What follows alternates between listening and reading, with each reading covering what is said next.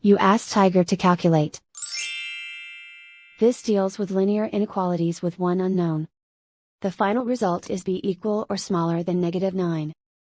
Let's solve it step by step. Simplify the expression. Expand the parentheses.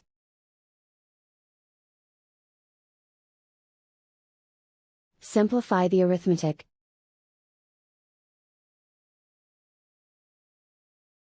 Group all constants on the right side of the inequality.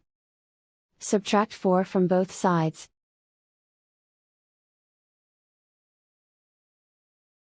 Simplify the arithmetic.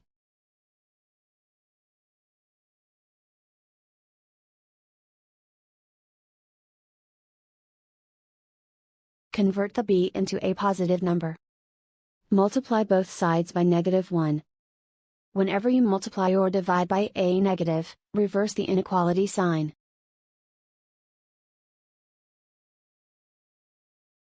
Remove the ones.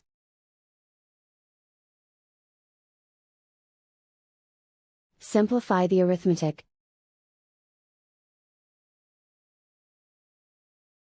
Plot the solution on a coordinate grid. And so the final result is b equal or smaller than -9.